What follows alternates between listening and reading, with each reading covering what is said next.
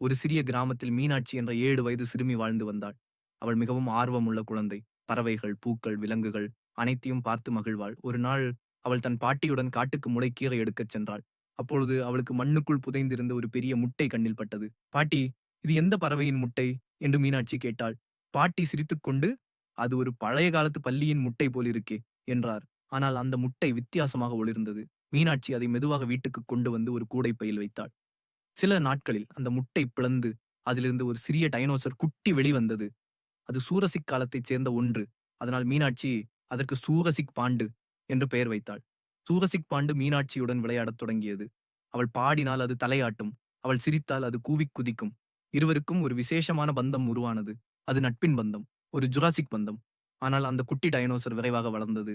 அது பெரியதாகி கிராமத்தில் எல்லோரும் பயப்பட ஆரம்பித்தனர். ஆனால் மீனாட்சி மட்டும் அதை விட்டு பிரிய முடியவில்லை. ஒரு நாள் அரசு அதிகாரிகள் வந்து அந்த டைனோசரை எடுத்துச் செல்ல நினைத்தனர். மீனாட்சி அழுதாள். "அது கெட்டவன் அல்ல. அது என் நண்பன்" என்று கூறினாள்.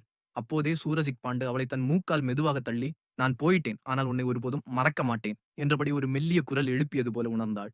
அது காட்டுக்குள் மறைந்தது.